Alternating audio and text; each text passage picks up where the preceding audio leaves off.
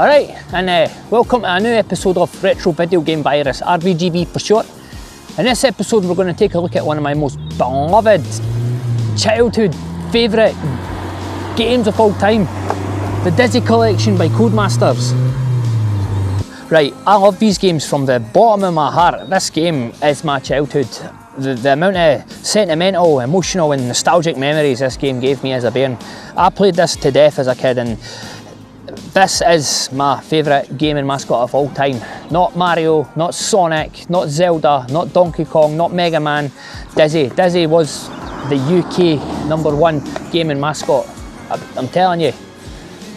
You might have some folk that like Manic Miner, Jet Set Willy and Horace, but nah, I don't care what anybody says. Dizzy was the quintessential 8-bit microcomputer gaming mascot in the UK back then. But this game is magical. I can remember when I got it, Christmas 1990, just unwrapping all these presents, and then when I come across this one, my jaws dropped, because I had Dizzy before this on that Quattro Adventure game pack, but it stopped working at one point. And then sometime after that I got Fantasy World Dizzy, so that done me. And then one of my pals that lived in the house behind me, he had Treasure Island Dizzy, but I never ever got to play it because he only ever let us like see it whenever he was playing it, if he ever invited us over to his house, prick. But yeah, when I got this for at Christmas and unwrapped it and seen it, and I'm like, holy shit, I've got all the Dizzies now. And then surprisingly, there was Magic Land Dizzy that I never knew existed, and Fast Food that I never knew existed. I was always wondering why it was not called Fast Food Dizzy, but yeah, I soon found out why. It's just basically a Pac-Man rip-off, innit? But even just looking at this box, I didn't get bored of it. It's amazing. Look at it, the box work. It's magical. I mean, even when I go and take a shit, I take this in with me sometimes and just look at it and admire it and just look at all the games and reminisce on all the hours of fun and happiness and just the adventures these games take me on. It truly was a land of magic and wonder, and this game was a treasure. Like, just never gets old. I still have fun and entertainment playing these games. Brilliant. But yeah, apart from all that, I think we'll just get up the road and get on with it. Hi, I'm Philip Oliver. I'm one of the Oliver twins. I used to make a lot of games. Okay, and I'm Andrew Oliver, obviously. You can probably tell. The Oliver twins. These two are gods in my eyes. These two are the rock stars of the 80s UK gaming scene. They just started out making their own games on a BBC Model B computer, and they were getting them published when they were still at school. And by the time they were 19, they were making games full time and making crazy money doing it for the time. It could be a great deal. We've heard of some people who have made millions on it, so we're trying it as well. Is that taking over, or is the fun the most important thing? It's not fun programming. It's boring programming, but you get a great deal of pleasure from seeing the finished product in the shops. Yep, the Oliver twins were royalty during the mid-1980s UK gaming scene. It was reported in the 1980s that 7% of all game sales were attributed to the Oliver twins. They were even in the 2018 Guinness World Book of Records as the most prolific 8-bit video game developers. They developed 26 commercially released games for the 8-bit computers and consoles from 1984 to 1992, and that's taken into account the many different platforms at the time between those years. This was them on a TV show back in the day called The Saturday Show, and the show held a national competition where you were to come up with an idea for your own computer game. So what did these pair do? They just make their own game. Why no, all the other kids that entered into that must have been hating them. I bet they all thought they were a pair of smug dicks. So once again, congratulations to the winners of our computer competition, the Olivers! But honestly, the games they made when they were at CODEMASTERS are legendary. The hours of magical gaming fun I had with them as a kid, and the nostalgic and emotional memories they've given me is Bottom line is, I fucking love the Oliver twins. When I say I love them, I don't mean abduct them and smash their ankles in with a sledgehammer and keep them hostage so I can have them all to myself like Kathy Bates in Misery, or cut their faces off and wear it. I mean, I just think of them in high regards. But look at them. They do remind me of that film Dead Ringers with Jeremy Irons. Look at all that computer printout paper. Yeah. That takes both of us about 2 months full time. 2 months. That's the actual code, and on top of that you got music and artwork and things. But in 1986, the twins created a special little character that starred in the first of his legendary adventure games that was my all-time favourite gaming series as a wee bairn. I bring to you the Oliver Twins masterpiece, the true British 1980s gaming mascot, the one and only Dizzy. I'll leave you with this wee segment. This should bring you up to date with who Dizzy was. In 1986, the world's tabloids were driven to a frenzy by programming twins Andrew and Philip Oliver, for they had unleashed a new breed of hero, and this hero went by the name of Dizzy, and he was an egg. Hi, I'm Philip Oliver, one half of the Oliver twins. I'm the other half, Andrew Oliver. And together, we created Dizzy. The original idea with Dizzy was to create a character in a fantasy world, lots of interesting made-up characters. The actual character design itself was actually just a big face. We drew this character and we could sort of rotate it around and spin it, and then we just came up with the idea that if you did that all the time, you'd be dizzy.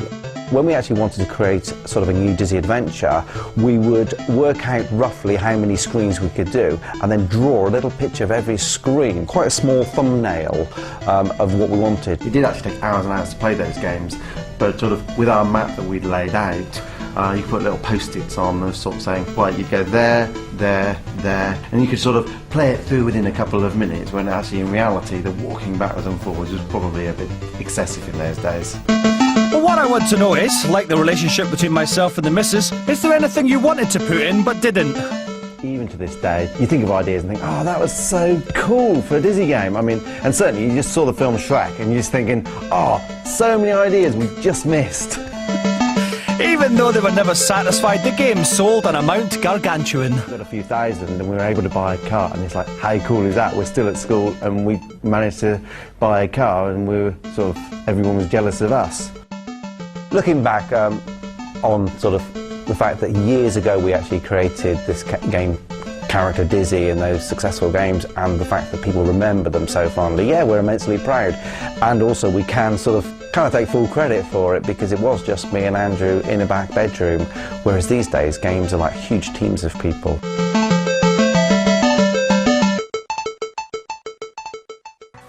What they said.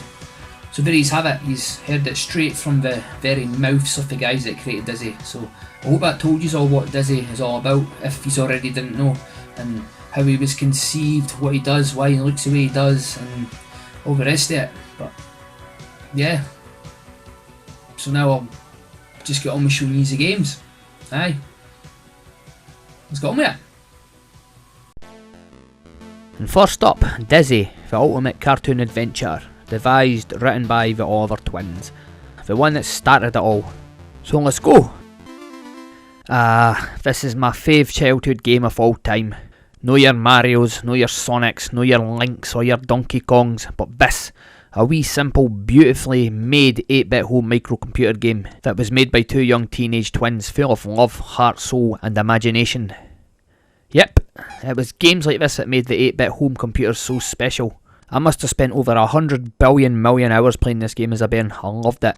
This pure mystical and magical world that you're in, just to me, when I was a bairn, felt huge and full of mystery and adventure, and it was great to just explore.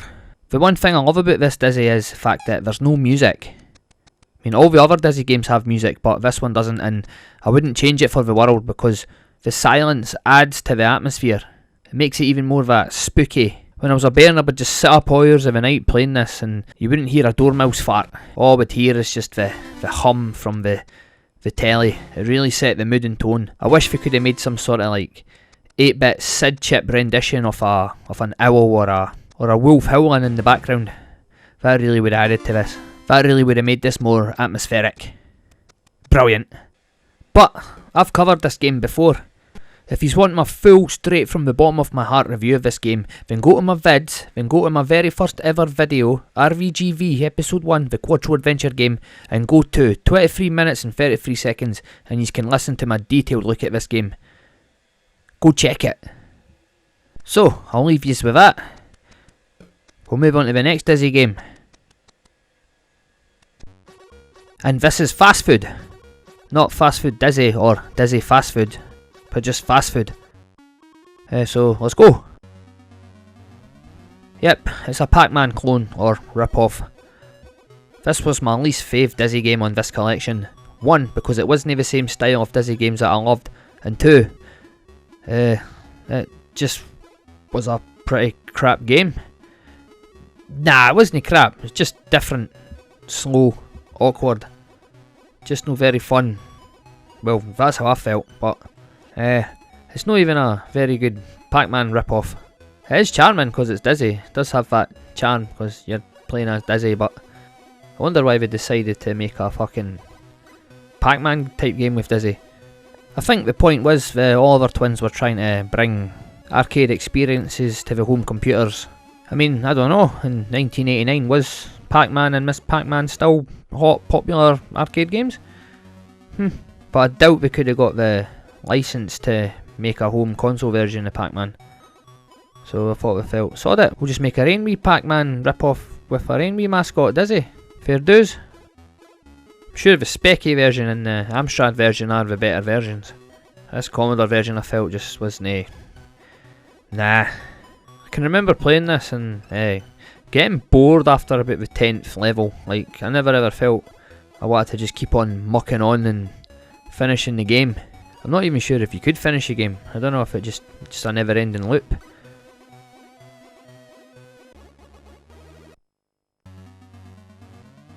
And there's the very first enemy I've encountered after this first 2 levels. Yep. Apparently the first and second stage are to get you used to the game and get a feel for it and learn how it plays and controls. This sums it up. This is fast food. Also on Pac-Man you're going about eating up eckies, but on this it's food. So maybe Dizzy's not an egg at all, he's just a really roly-poly fat bastard. Ha. This is a cool wee scene.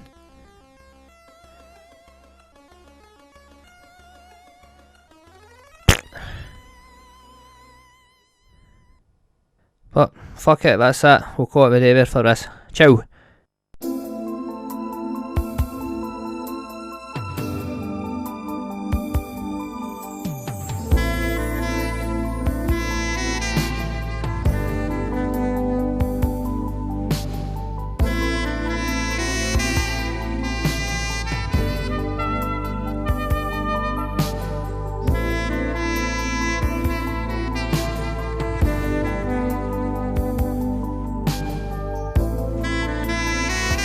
Dialed an incorrect number. Please check the number and try again. You've dialed an incorrect number. Please check the number and try again. Please check the number and try again. You've dialed an incorrect number. Please check the number and try again.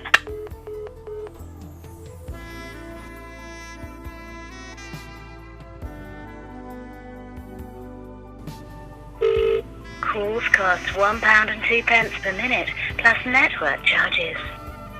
You must be over 18 to use this service. The call will be recorded in accordance with PhonePay Plus regulations, and you must be the bill payer, or at least have the bill payer's permission to use this service. This call may show up on your phone bill. To be put through to a sexy Asian babe, just press 1. Want to know a little bit more about the sexy girls that are currently online, which may help you make your selection? Then press 2. Want to lie back and listen to some hot, horny sex action? Press 3. To connect to our dogging services, press 7.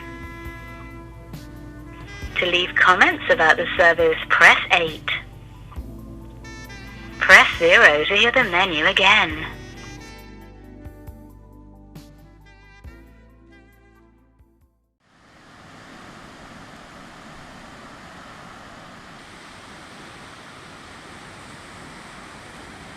Alright folks, here we are in leaving at Beachcombers Family Amusements. Back in the day this was known as Johnny's Amusements and I still call it that, but when I was a bairn, my granddad used to take me and my brother here to play all the cool arcade games, because this was the mecca of arcade games round about here back in the day. Yeah, this place had all the latest and greatest arcade games, and it was... Remember my gran used to just give me and my brother a tenner each and tell us to fuck off while they were upstairs playing the bingo. I've actually not stepped foot in here in fucking years. I can't remember the last time I stepped foot in here, so curious to see if it's changed much or what it's like now.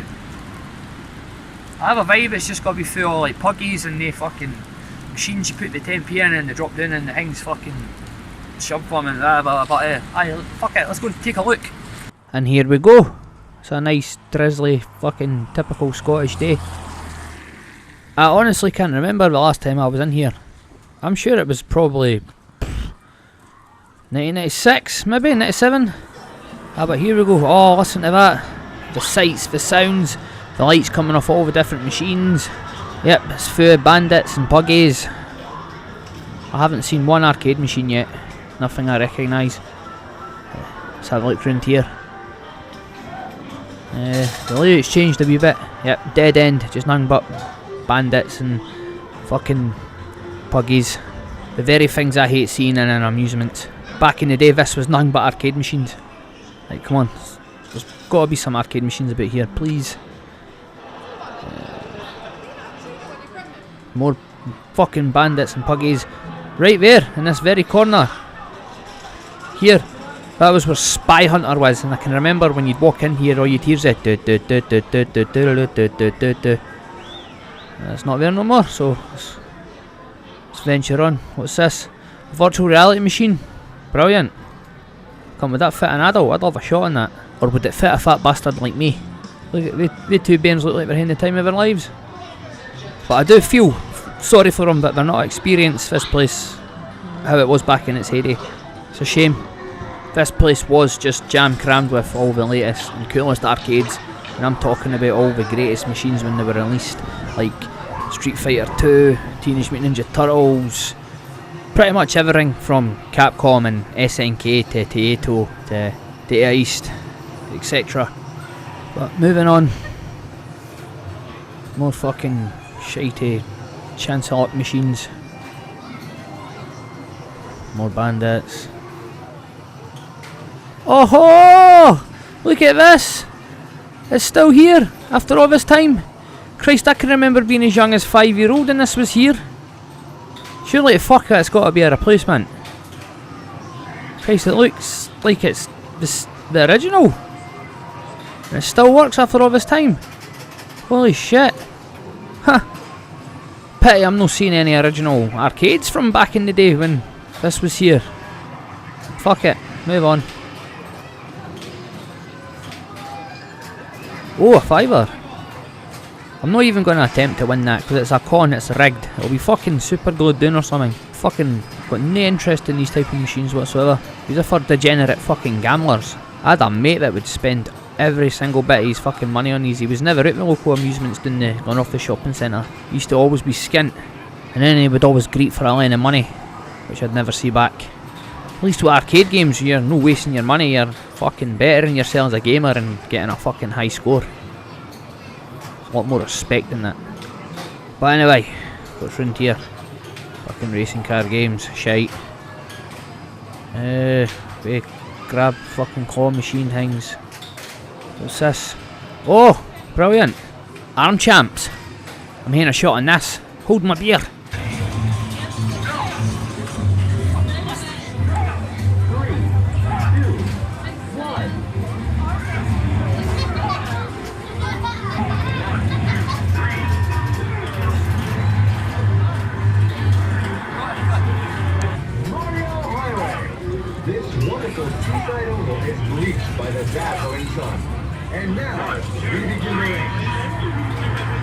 Nah, I done shite. Couldn't get past the second guy. Fuck it. What have we got here? Mario Kart. Majorly different from the home console releases. I'm sure that one's done by Namco, oddly. But anyway, what's going on here? What have we got? Was never a Time Crisis fan. Was a pure House of the Dead fan and Virtua Cop fan, but nah. Time Crisis didn't interest me. Moving on. Honestly, I'm getting a bit disheartened. I was hoping there'd be at least some cool old arcade games, but nah. Wonder what's happened to them all. They were no here anyway. Tell you one thing I'm getting a bit nervous with is There's a lot of families here with their kids, and I'm going about fucking filming everything. Oh fuck. Folk will be thinking, what the fuck's this cunt doing? You better not be filming my bairns. I'll end up on a fucking register. Fucking knew it would be this busy on a Saturday, all the families bringing their kids to these places just to keep them entertained. I should have come on a fucking early quiet Tuesday morning or something. But let's check up here. This is where the bingo was. This is where my gran and granddad would come and fucking play bingo and just leave me and my brother downstairs to it. But within fucking minutes we'd be running back up here greeting for more money off them, because a tenner down there back in the day only lasted like fucking 2 minutes. And it's not a bingo hall no more, it's now a cafe. Oh, that's a shame. My gran and granddad would be turning in their fucking graves. But look at that view though. I've always loved that view. I used to love just fucking looking at this and looking right across the water there to like fucking Preston Pans and Haddington and North Berwick. Yeah, on a nice clear day it just looks like it's a stone throw away across the water. Right, but fuck it, I think I'm just gonna call it the day there. I think I've just seen the place for what it is and what it's become. Fucking it's a shame. Yeah, still have a lot of sentimental and emotional memories about this place. Yeah, it was brilliant back in the day when I was a bairn. Purely arcade heaven. Aye, fuck it. We'll just call it the day there. I'm out of here. So that was Johnny's Amusements. Now it's called the Beachcombers or Cummers, fucking whatever, fuck knows. But it kind of feels like the end of an era. What happened to it? Fucking, is the arcade industry just pure dead now? Oh, it's a shame. Fuck it. Bye. Treasure Island Dizzy, the very first sequel to the Dizzy games, and a very fucking good one at that. This does away with the spooky setting and goes for the swashbuckling tropical island pirate theme. So let's go on with it. Oh wait now, I need to hear that again. That's like one of my most favourite jingles on an 8-bit console ever. Oh, I need to hear that again. Right, one more time. Oh, listen to that. One more time. Oh, one more time. Oh, I'm going to have to get that as my text message notification on my ringtone. Right, one last time and that's it, defo. Right, here we are on a beach. Dizzy's found himself stranded on a deserted tropical island. And the aim of the game is you've got to get your ass off it. You've got to explore the island, find objects and items and use them and other objects to gain access to other parts of the island, to be able to get your hands on other items and objects that are needed to finish the game. Also, this is the first of the Dizzies with the side quest of finding 30 gold coins that are scattered all over the place to be able to pay your way off the island. Unlike the first game where you could only hold one item, you can hold 3 now, with this weird revolving inventory based system. So inventory based puzzle solving is a thing in this game. You can easily get caught out in the underwater bits, trust me. And there's no much hazards in this, like birds, bats, spiders, etc. like in the first game. This game it's traps, flames and water are the bastards you need to watch out for.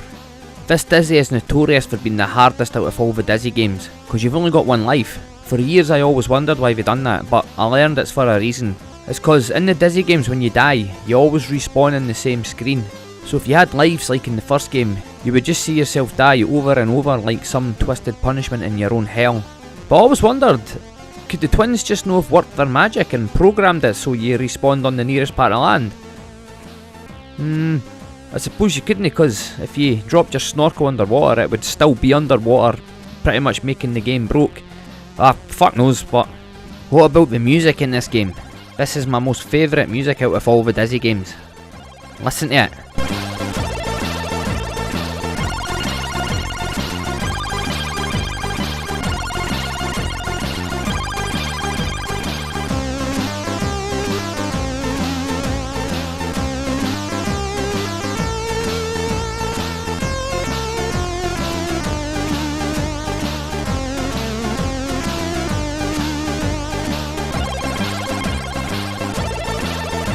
Oh, I fucking love that.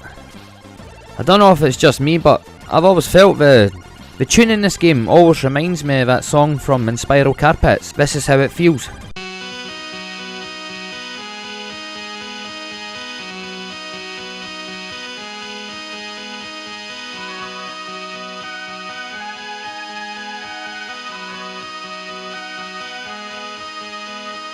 Husband don't know what he's done.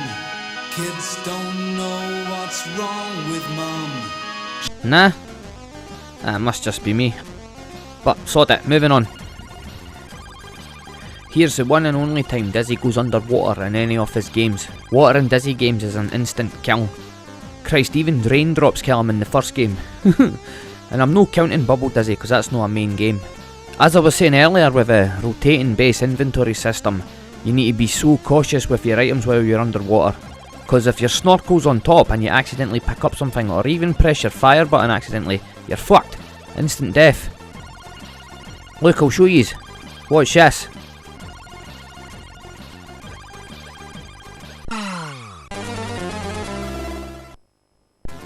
And that's it. Back to the start of the game. No save features, no checkpoints. You could be at the very end of finishing this game in one slip or fuck up, that's it. You need to start from scratch. But yeah, that's Treasure Island Dizzy for the Commodore 64. It's not my favourite Dizzy game, but it's my second most favourite Dizzy game. And also has my favourite music and sounds from a Dizzy game, so yep, we just call it a day there.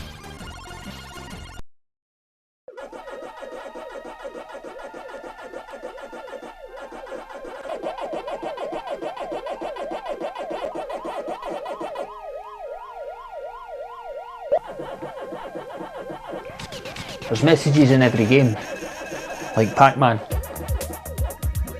You know what Pac-Man stands for? PAC, Program and Control Man. He's Program and Control Man. The whole thing's a metaphor. He thinks he's got free will, but really, he's trapped in a maze, in a system. All he can do is consume. He's pursued by demons that are probably just all in his head. And even if he does manage to escape by slipping out one side of the maze, what happens? He just comes right back in the other side. People think it's a happy game. It's not a happy game, it's a fucking nightmare world. And the worst thing is, it's real, and we live in it. It's all code. If you concentrate hard enough, you can hear it. Listen.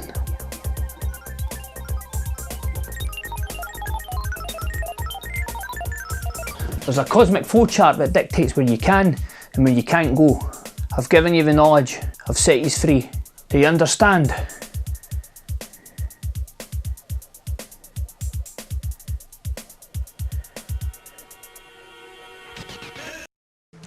Right, I've got a love-hate relationship with CEX or sex or whatever the hell it's called.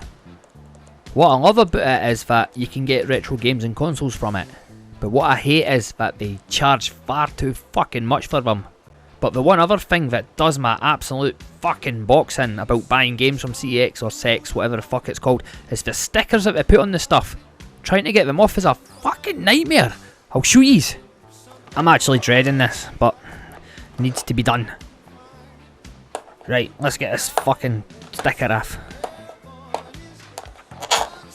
Come on. See, it's already been a cunt. Fucking... See, I've got long as fuck nails and it's already a fucking bastard.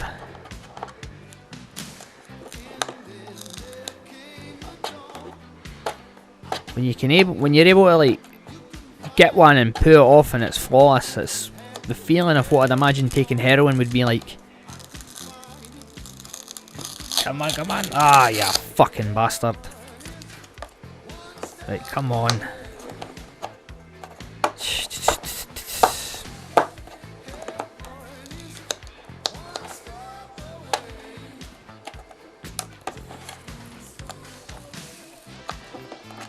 See, when it fucking tears away and leaves bits on it, it's fucking even more of a bastard to try and scrape off with your thumb. Come on, oh fuck you. See, this is what I don't want, is to have these bits fucking stuck to it. What the fuck adhesive do we use on these stickers? You can buy anything else and it's got a sticker on it or a label and it'll just slip off with ease, like pulling off an old fucking plaster, but these are like fucking ultra strength super glued on. It's ruining the cover. Because the more and more you fucking scrape with your nail, you're actually wearing into the plastic cover. Gives it this like dent and groove and fusty look to it. Honest to fuck, come on. This actually just ruins the games. It ruins the boxes. You want to get an old retro game, you want to keep it in as pristine condition as possible, but these cunts at fucking CX or Sex, whatever the fuck it's called, stick these bastard fucking stickers on them, and it's a fucking brutal task to get them off. It's just fucking, it's insane. See, now it looks like I've just got fucking streaks of fucking jizz on it, like some fucking piece of shit's fucking spunked right all over the fucking box. Please just come off, please just come off. Ah, it's gonna be a cunt already, I can tell. Ah, for fuck's sake.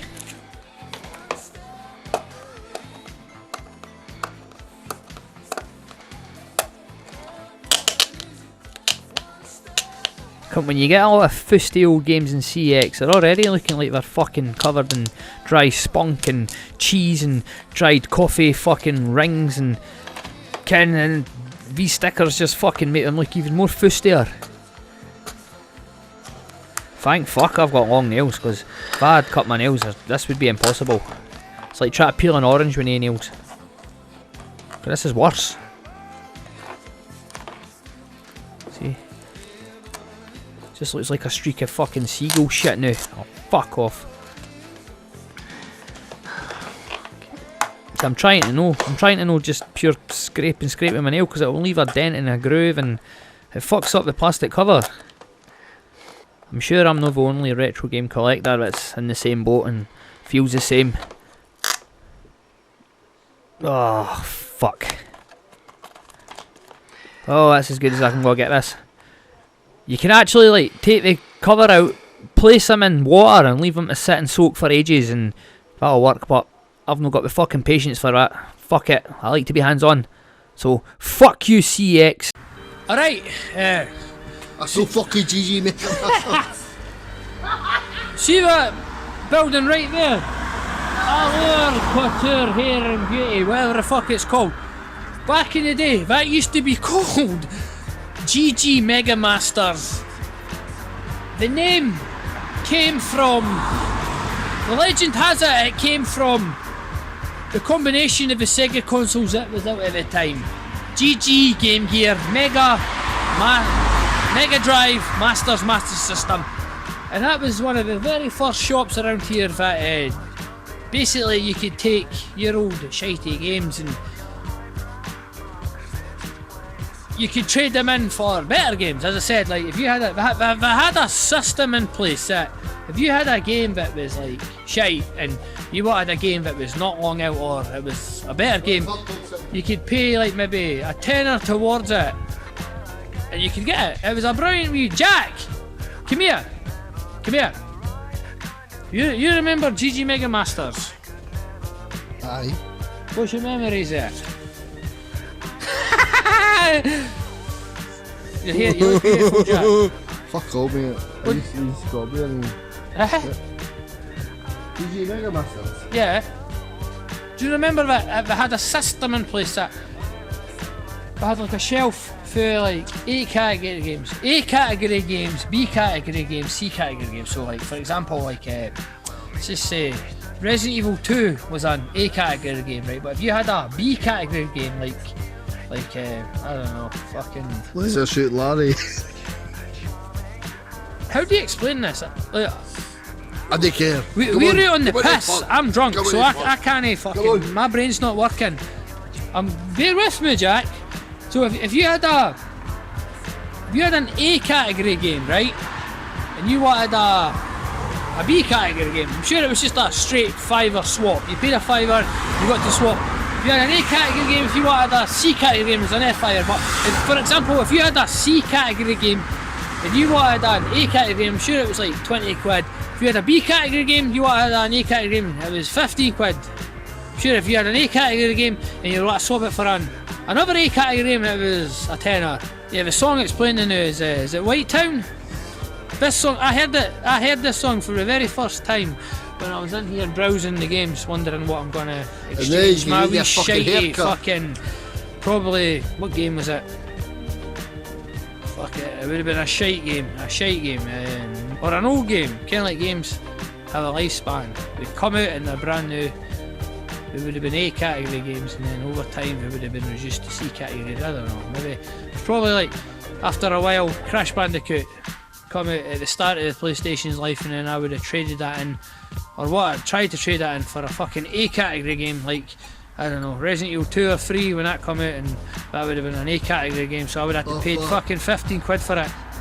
They went out of business. Well, I remember in the last few years before we shut down, they had signs up on the fucking the front door saying, they actually did this, they put signs up saying, we have killed them. People that are buying fucking pirate games. Remember how easy it was to chip the PlayStation? And you could go to your mate who had a mate that worked with a mate whose brother worked with their cousin, whose cousin also knew a different cousin that could chip your console. Well, that's what it was like. Eh? You want to quickly get to the pub so we can keep drinking? That's right, mate. Come here now, Jack. Come here. You look at this. You know, remember GG Mega Masters? Aye. But I never used it much. I did. I was never at GG Mega Masters. It was a Brownish store. But yeah, GG Mega Masters. One of the very first places where you could trade in games. Before Electronic Boutique, before Game Station, before Game. That was the place, and it all went to shit. They blamed it on video game piracy. They actually put signs up on the windows and the doors saying they had to shut down because video game piracy killed them. I'm sorry, I'm fucking pissed. We've been pub crawling it, and oh yeah, that's all I've got to say.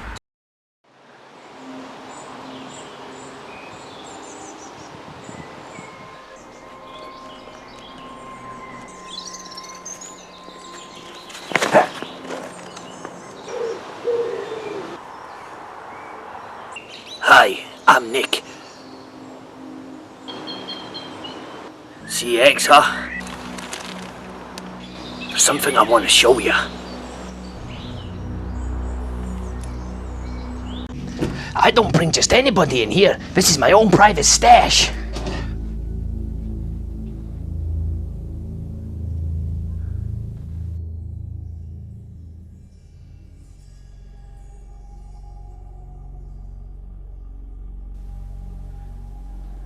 Oh, Dizzy collection, C64, good nick. Hey, speaking of good nick, wait a minute, wait just a minute, wait till you see this.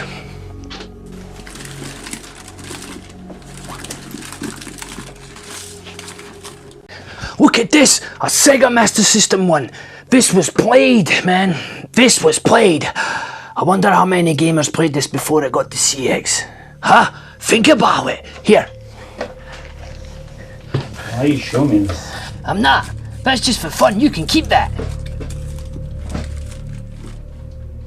This is what I want to show you. A fucking manky yellow stained fucking Nintendo. Whoever had this must have been a fusty, greasy, chain smoking fucking bastard. And they fucking still sold this to me for 75 quid. Why the fuck did CX even take this in? Huh? I want you to have it. Why?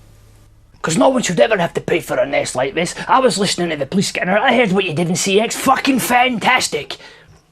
It's because the old retro stuff is dear as fuck, isn't it? Yeah, they sell NESs and Mega Drives and SNESs for around 90 quid. But when you trade one in, they fucking give you 4p for it. And they're all fusty and manky as fuck. I know all about it. I'm with you. We're the same, you and me. We're the same. We're not the same. I just play games for fun. You're a dick. What kind of gamer are you? I play PC games. If everyone would just leave me alone, no one would get hurt. Fuck you! Who the fuck are you? Are you fucking with me? You're fucking with me! I'm just disagreeing with you. PC gaming is the best and only way to play games. Console gamers? Peasants. Fuck you and your PC gaming! Who the fuck are you? You fuck! You PC gaming fuck! You're gonna take my fucking retro console! I'll shoot you right now, you dippy motherfucker! Now fucking lean on that desk! Go on, lean on it! Fucking...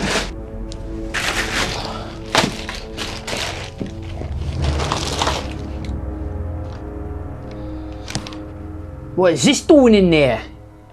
PC shit! No! You want PC games, do you? I'll give you fucking PC games. Get your feet fucking spread out. Further, spread their fucking feet apart. You're going to jail, motherfucker. How's that for PC gaming? PC gaming's getting fucked up the ass by another big buck PC gamer. Now give me a hand. Can't. Why not? Gravity. Gravity? What the fuck does that mean? I'll fall down. Now give me the hand. That's it. Come on, give it to me. Give it to me. Give it to me. Give it to me. Give it to me. Give it to me. Give it to me. Give it to me. Give it to me. Give it to me. Give it to me. That's it. Give it to me. Give it to me. Give it to me. Give it to me. Come on, give it to me. Give it to me. Give it to me. Give it to me. Give it to me. Give it to me. Give it to me. Give it to me. Give it to me. Give it to me. Give it to me. Give it to me. That's it. Give it to me. No!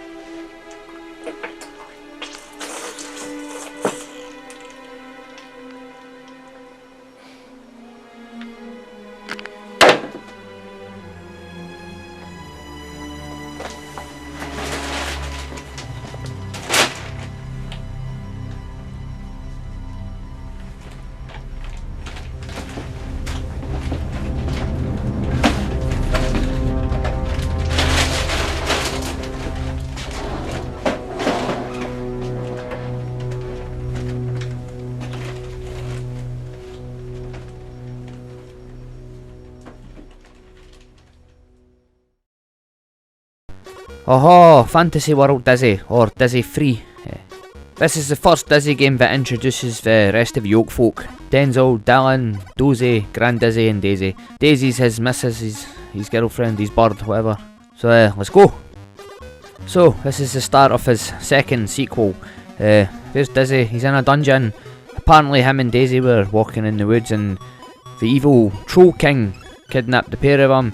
He's imprisoned Daisy in his castle in the clouds and Dizzy got flung in this dungeon. So the aim of the game is to navigate your way around this fantasy world, and the same as the other games, you've got to find items and objects to use on other objects and bits of the environment to access other areas and get much needed items and objects. Same old shit. The series was getting a bit monotonous at this point, but I didn't mind.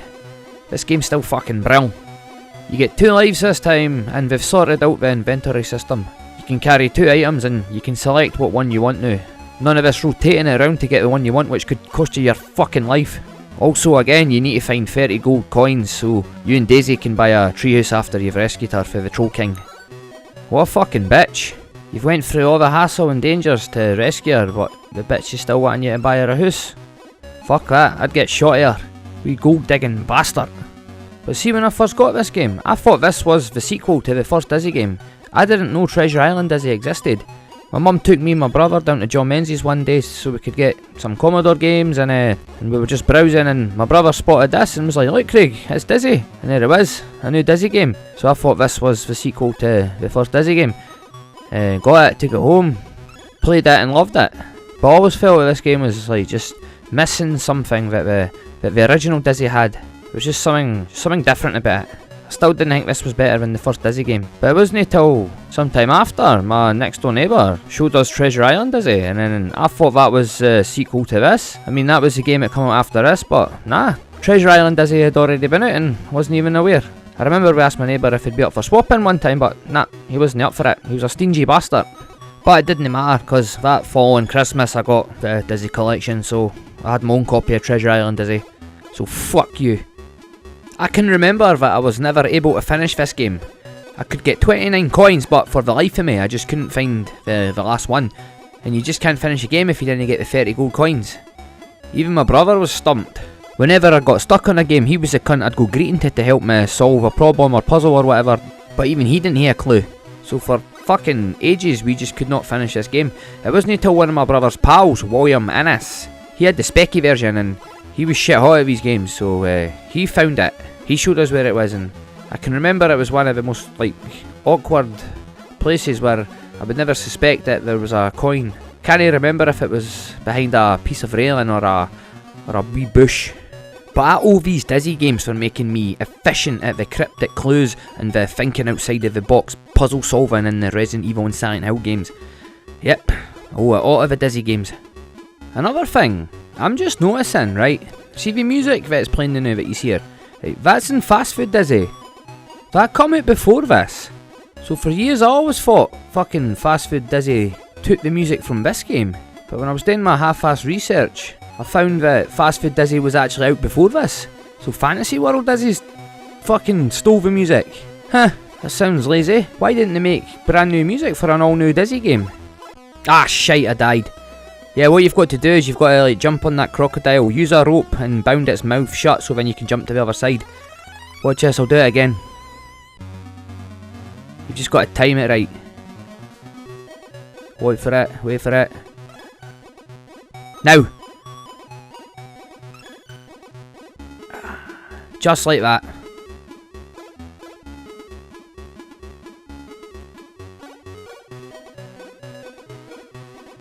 And there's a dragon. To get past that, you've got to get a sleeping potion and smash it and it falls asleep, so then you can run past it. But see that? That's a bottle of whiskey. You can actually drink that and you get pissed. Watch. I'll show yous. Bear with me. Watch this. You find the whiskey too tempting to drop in, so drink it. Watch this now, I'm pissed. He just randomly does his own thing. He'll jump about or like walk in the opposite direction. So that's it, you just need to fucking go along with it. Makes it more harder. It's a cunt like if you're trying to like jump over water and other obstacles. You just like, I'm not doing that, he's doing it himself. He is moving himself. Oh, for fuck's sake. Ah. I did not do that.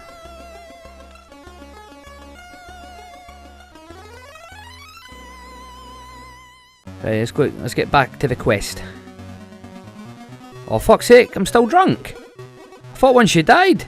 I can remember when you died. You're not pissed no more. Oh really? Is that the game fucked? Oh come on. I cannot remember that. I thought once you just died once you would be you'd sober up. Like I'm not touching my joystick. He's just walking about like a fucking pisshead.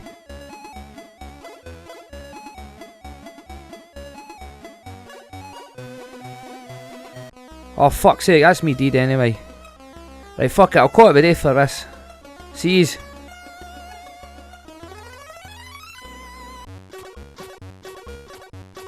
Are you familiar with this character? No. Do you remember him? Nah, were you ever a gamer in the early 80s or mid 80s, no? No. See this character here, do you remember him at all? No. You know who that is, not? Were you ever a gamer? No. You don't know who this character is, no? No idea. Do you remember Dizzy? No, I'm not from here, I'm from South Africa. Do you remember this character, Dizzy? No, I don't. You're not from Scotland, are you? Or Britain? Do you remember this character? Yeah, familiar with this character? No. Did you ever play games when you were younger? In the early 80s, mid 80s? 80s. What did you have? Had a Nintendo. Did you ever have like a British console? Well, not a British console, but like a Commodore, a Spectrum or Amstrad? Yeah, Commodore 64. And you never had Dizzy? You don't remember Dizzy? He was like the British gaming mascot back then. No. Before Sonic, before Mario, he was our mascot. Nah. No, I never. Do you remember this character? Yeah, Pac-Man. Dizzy. He would hate being called that. Did you ever play any Dizzy games? No. No. No. But did you have were you a gamer in the early 80s, mid 80s? Yeah, but I'm What too did you young have? for that. Sorry? I'm too young for that. Too young? Yeah. Sorry, I mean asking, how old are you? Yeah. How old are you? I'm 25. Yeah. It's Pac-Man. Dizzy. Yeah, Dizzy, remember he was like the gaming, kind of like the British gaming scene. He was like the mascot for the British gaming scene. Kind of like Mario, Donkey Kong, Sonic are like Japanese, American, but he was like the British gaming scene. And the whole point is, I'm just wanting to know if folk remember him, if they actually played these games. No, never. But you were a Pac-Man fan. Did you play Pac-Man a lot? Yeah. What other games did you play? Pac-Man. Just Pac-Man? Yeah. Do you remember Dizzy? The game character Dizzy, nah? Oh no, I don't. Is it from arcade games? Did you ever play this character as a being growing up? I've never played it. I've seen it around, but I've never played it. You never into gaming at all, no? No, I don't do video games. No. When you were younger, did you have a console or play games? No. No. There were consoles about, but yeah, people started playing video games. Okay. Do you remember this guy? Dizzy? No, not a clue, mate. Nah? No idea. Were you ever a gamer in the 80s? Early 80s? Not that old, I'm sorry. How old are you? I'm only not quite 30 yet, so only born in the 90s. Seriously? Yeah. Do I look that old? Do you remember this character? You know who this is? I vaguely recognise it, but I wouldn't know the name. Were you a gamer in the early 80s, mid 80s? Did you play games then? Did you ever? Well, my first console was a SNES. SNES? Yeah, that kind of era. Did you ever have a Commodore 64 or a Speccy or an Amstrad or a I did have a Commodore 64, hey. but I was very young. So I remember playing Indiana Jones on the Commodore 64. What one? The Last Crusade? I think so, yeah. Do you remember this character, Dizzy? No. From the old days of British gaming, like the early 80s to late 80s, Commodore, Spectrum, Amstrad and that? I had a Commodore 64. Does he not ring a bell and that? No. He was like the major, pretty much the British gaming mascot of that era and that. Are you familiar with this character? No. It's Dizzy. Do you not? These gamers and Christ, what am I talking about? How old are you? I haven't seen this one. How old are you? How old are you? 21. Christ. What the fuck is going on? How the fuck does nobody care anything about Dizzy or know who Dizzy is? Perfect. If you come closer, I've been dying to get somebody that can tell me about Dizzy. Go on then. Which way is Princes Street? Right, so you know Dizzy? Yes. You a fan of him? Were you a fan? Did you play him? Back in the day, or on the Amiga? The Amiga? Yeah. Oh, that's a higher class if the C64. peasants, yeah, C60, I had a C64, but when I was a bairn, Dizzy was my favourite like gaming character. And do you remember like before Mario and Sonic and that were big in this country, he was like the, I don't know if he was the official or unofficial gaming mascot, but he was like the face of that 8-bit console era. Yeah, he's definitely more popular. Definitely a British kind of homegrown. Yeah, he was kind of hero. Made in a bedroom by two twins, other twins. Yes. Remember the days of bedroom coders? Yep. I mean, it wasn't me, but yeah, I'm aware of it. I mean, I didn't put the effort in, but. What Dizzy games did you have? Treasure Island Dizzy, definitely. I think that was the only one I really have that I can remember. Did you ever complete it? Don't think so, no. Not a lot of folk can. It was like notoriously hard. Yeah. It's the hardest game in the series because you only get one life. And then there's that bullshit inventory system that if you're ever stuck underwater and you accidentally drop your snorkel, you're and the game goes right, that's it, you have to start from scratch again. Yeah, vaguely remember it. We're talking a long while ago though. Do you know who this character is? You familiar with him? No. Were you ever a gamer in the early 80s, mid 80s? No? No. You know who that character is, Ted? And his newest character is? Oh, it's something egg related, isn't it? Yes. It's probably way before your time, but he was like a major gaming mascot back in the early 80s, mid 80s in Britain before Sonic, Mario, Zelda, Donkey Kong became popular. Like him, Dizzy his name is. He was like the, probably, I would say, official gaming mascot of the British gaming scene. Oh, really? Wasn't he on Sega? Sorry? Wasn't he Sega? Was he into Sega? I think so. Well, you ever heard of CODEMASTERS? They were like a British game developers, but then, yeah, one of his games, his later games did get released on the Mega Drive and Master System in the very early 90s, but he was essentially pure, like, British gaming mascot. You know, like Donkey Kong, Mario, or Japanese. Never heard of him. Nah, like, I'm sure I can remember they tried to sell Dizzy in America and it just failed miserably. Yeah, it just, I don't know. It was just an egg with legs, wasn't it? Really? Yeah, but the thing about Dizzy was the essence of the character was pure British. He was like made by British game, like game enthusiasts that programmed them in their bedrooms. Kind of like America, Sega, Nintendo, were big huge corporations churning out these big expensive budgeted games. Advertising as well, wasn't it? Yeah. Just throw the money at it and all the the memorabilia. I suppose it's easier to sell like a plumber or a hedgehog than it is an egg with feet, isn't it, really? The beauty of the British home gaming scene was, remember the games were cheap dirt, they were like $2.99 To be fair, my copy of Dizzy might have been a pirate copy from that was the other copy floppy. So I probably helped to contribute to the downfall of gaming, but when I was younger, that's all I could afford. So, magical days, best gaming days. I get nostalgic. I'm gonna have to run. You ever played any of his games? No. The Sega one, the little egg he's going around. Fantastic Dizzy, it's called, I think. I don't remember. I just remember his name being Dizzy and him being a little egg. Who did you play it about? Did you own it? Did you have it? I don't have it now. I How had about, it when did you I have was a Mega younger. Drive when you were younger? I had a Sega, yeah. Yeah. What do you remember about it? I remember it being quite a lot of fun because you had to go on adventures. You had to do all every puzzle level. solving, yeah, backtracking. Yeah. What? Did you enjoy You it? had to find things Yeah. and you had to connect things. Yeah, no, it was really fun. It was a lot of fun actually. Yeah. Did you ever go back to playing it? Did you ever give it another bash? I don't have any time in my life anymore to be doing games. It's called adulting. You have all this money but not enough time to play the games. When you were a bear, it was the opposite. Well, you know what I mean. Excuse me, can I ask you a few questions, please? No, no time. Yeah. Scottish one.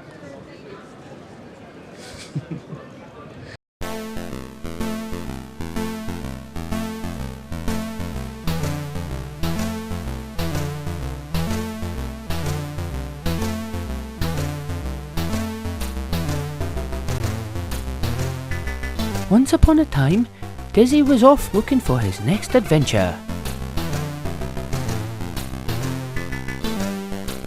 He decided to take a walk through the magical enchanted haunted forest.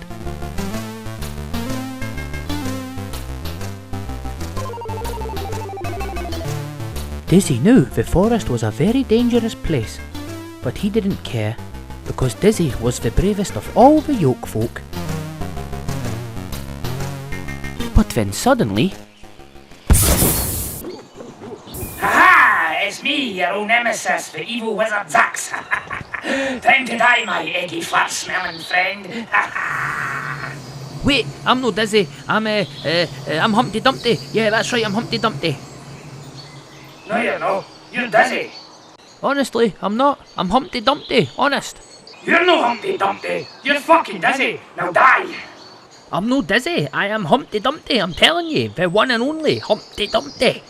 Well, if you're Humpty Dumpty, then why are you no sitting on your great big wall? You know, Humpty Dumpty sat on a wall, Humpty Dumpty had a great big fall. You know that old nursery rhyme. Well, all the king's horses and all the king's men kept getting pissed off trying to put me back together again. Pish! You're Dizzy. I can't it be. How no like? Well, I'm brown. I'm a brown egg.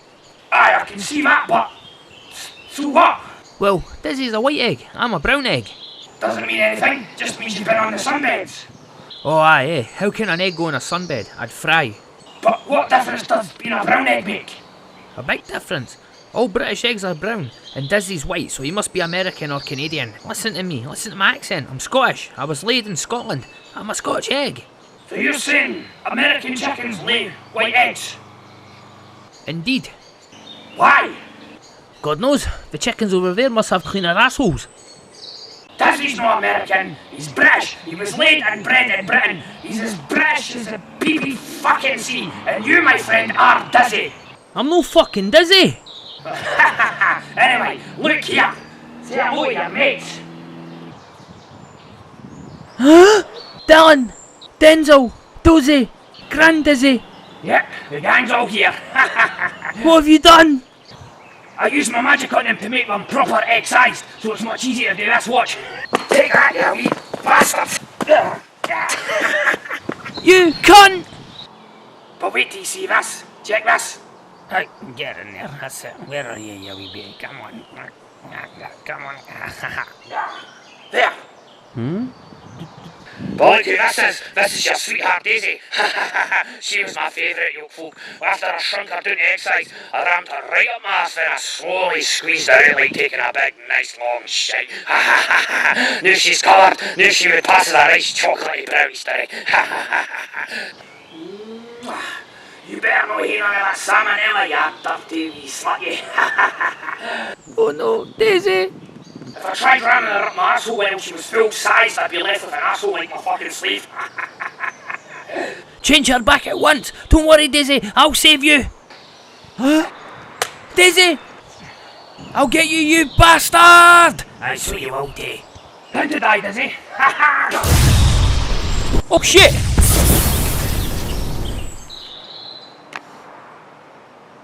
Come here, you beauty. Get in my belly.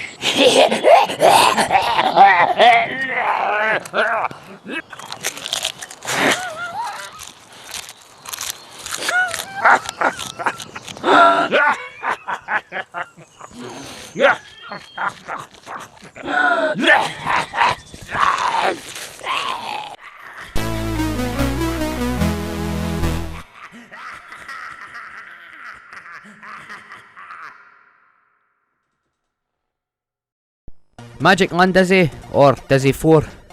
The final Dizzy game in the Dizzy collection. Let's go! Yep, Dizzy once again has to rescue his pals from being in the shit. The evil wizard Zack's returned and has taken revenge on Dizzy by kidnapping the Yokefolk and transporting them to this magic land and cursing them with their own characteristics. For example, Denzel the cool cunt is now frozen in a block of ice, Dozy the lazy bastard is now in an eternal sleep, and Dylan the hippie slag has become a bush. So it's Dizzy's quest to restore them back to normal, kill the wizard Zax again and complete your side quest of finding 30, you guessed it, diamonds. Yep, 30 diamonds this time. I think we thought coins were getting a bit redundant by now. Oh Jesus H Christ, I fucking fell in the well. I was fucking trying to jump with the fucking joystick. The joysticks are shite. The only way I can get out of here is if I commit suicide. Fuck it. Right, let's go again, as I was saying. But the whole game is exactly like its predecessors. Same old formula. It's not like the Resident Evil 4 of the Dizzy series where they made new and drastic changes and breaking the mould. But I'm not complaining. This is still an amazing and essential Dizzy game. That Christmas morning when I got the Dizzy collection and I saw Magic Land Dizzy, I was like, oh cool, because it was a Dizzy game I didn't even know existed. I mean, I was aware well obviously I had the first game, Fantasy World. I was aware Treasure Island Dizzy existed because of my fucking cunt neighbour. I didn't know Fast Food existed, but I'm sure, well I'm not 100%, but I think Magic Land Dizzy was exclusive with the Dizzy collection. That was the first of it being released. I'm not 100% sure, but yeah, I think that's what I can remember, but it was all good. Also, this is the first of the Dizzy games to have an energy bar. If you ever get hit by some minor enemies in this, you lose fucking energy, and then when you collect a diamond, it replenishes your energy, so I don't understand why they feel we need to have a fucking energy bar in this Dizzy game, because this is not the hardest Dizzy game. Fucking Treasure Island Dizzy, Fantasy World Dizzy, fucking are brutal compared to this. So I don't know why they decided to give you an energy bar.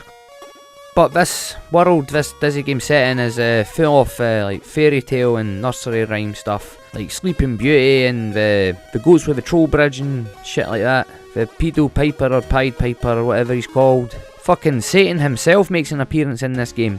And you've got to help him.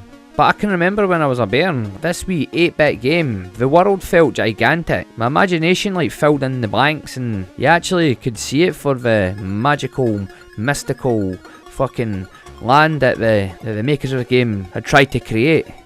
But also, this game's got the famous Pac-Man reference in it. I'll show yous. See that? That's a power pill. Watch this.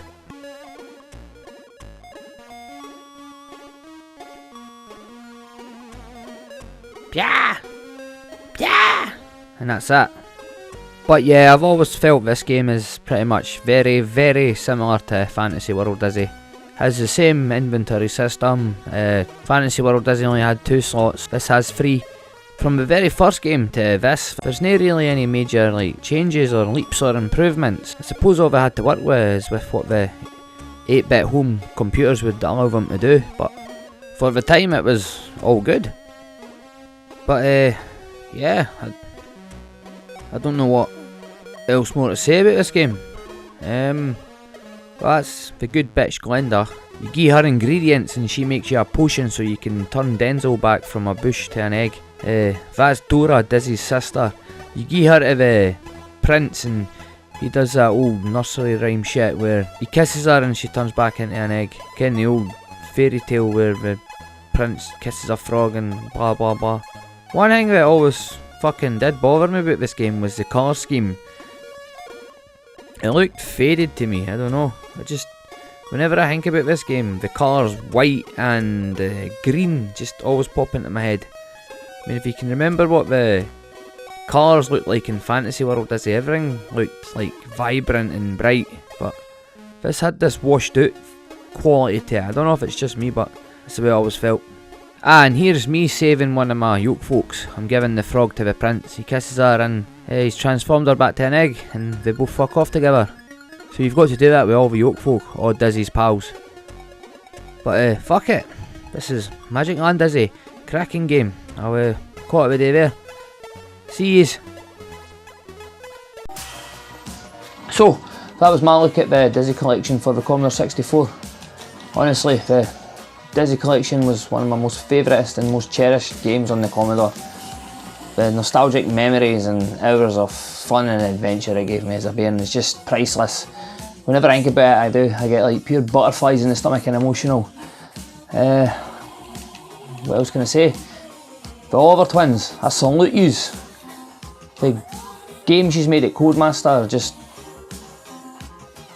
magic. I mean, it was my childhood right there in a nutshell. I mean, I spent hours playing the Dizzy games and the other games she's made while she's worked for Codemasters, honestly. So, hats off to you boys. But yeah, there's loads of other Dizzy games that I've no covered. There was loads more. They even brought out another compilation like other Dizzy games called Dizzy's Excellent Adventure. I might get around to that at some point, but yeah, I had it was a big bumper pack of all the other released Dizzy games. There's loads of Dizzy games. He even made it onto the Sega Master System and the Mega Drive. I think it was called Fantastic Dizzy, but Treasure Island Dizzy, Fantasy World Dizzy and Magic Land Dizzy and Fast Food Dizzy, they all had like their 16-bit versions for the Atari ST and Amiga. They were better graphics, looked amazing, but nah, the Commodore 64 version was like is my favourite due to the memories I had. Because I think nostalgia just outweighs better fucking graphics in my opinion, like. But Dizzy even tried to crack America, but it just didn't work. He didn't stand a chance because America was fucking huge on like Mario and Zelda and fucking, well, not Zelda, Link and Donkey Kong and Mega Man. So I've always said that Dizzy is just uniquely British. Ugh, Treasure Island Dizzy is definitely the worst one so far. It's slow and choppy, and once again, Dizzy dies from everything. The worst are these death traps that just come out of nowhere and kill you with one hit. How is that fair? A cage that wasn't even on screen killed me? How the hell is anyone supposed to avoid that? I swear, this game was made to piss people off and make them get buyer's remorse. Look at this. I try to get the money that's in shallow water, but Dizzy dies. This is a beginner's trap if I've ever seen one. What kind of video game character can't tread water that's just above their head? Could you imagine going to a pool or something and the second your head goes underwater, you die instantly? So fuck this game, and fuck Dizzy. Aye, fuck you, you fucking prick. You just stick to bumming your 8-bit retro fucking mascots like Mario and Donkey Kong and fucking Mega Man and your Contra. Dizzy, here, is a fucking national treasure. But yeah, don't know what else to say. So, yeah, the usual drill. If you've liked and enjoyed this episode, please like, subscribe to the channel, share, get that fucking algorithm going. Yeah, we'll just call it a day there. See yous.